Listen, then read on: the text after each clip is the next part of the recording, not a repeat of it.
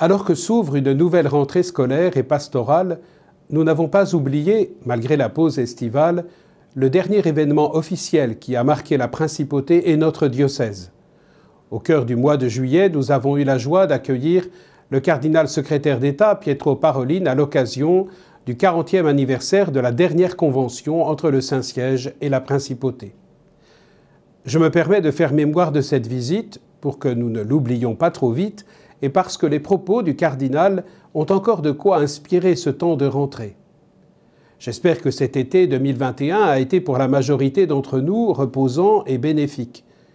Il a aussi été, nous le savons tous, encore marqué par quelques événements dramatiques, proches ou lointains, par des incertitudes, des débats, voire des conflits. En relisant l'homélie du cardinal secrétaire d'État, j'ai réalisé à quel point il a voulu nous recentrer sur l'essentiel. Bien sûr, il a souhaité rappeler, je cite, le profond enracinement de la foi chrétienne dans cette terre de Monaco, ainsi que son attachement au siège de Pierre. Il a aussi montré à l'aide des lectures du jour quel est le visage du vrai pasteur. Il est celui qui rassemble et non celui qui disperse le troupeau, celui qui guérit et non celui qui le fait périr. Le bon pasteur est celui qui fait vivre le troupeau et le fait croître. Je dois avouer que ces paroles m'ont encouragé et me poussent à vous demander humblement de prier pour moi, pour que je sois en cette nouvelle année pastorale un berger selon le cœur de Dieu, un berger qui rassemble, qui guérit, qui fait grandir et qui fait vivre.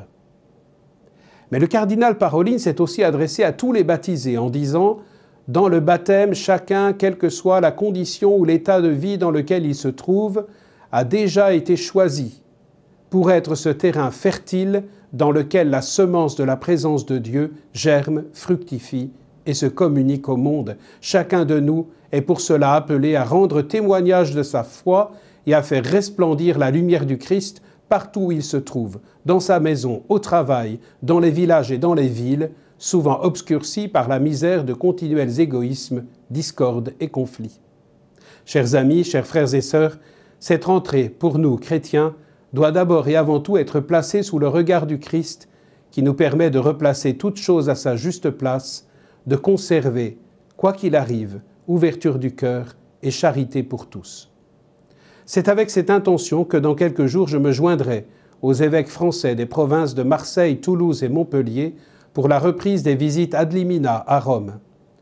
Dans le prolongement de la visite du cardinal Parolin, je me réjouis de vivre pour la première fois en tant qu'évêque cette expérience de pèlerinage sur les tombes des apôtres, de rencontre avec le Saint-Père et ses collaborateurs.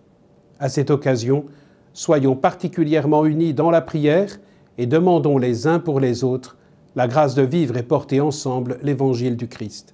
C'est lui qui est notre joie, c'est lui qui est notre lumière, c'est lui qui est notre espérance.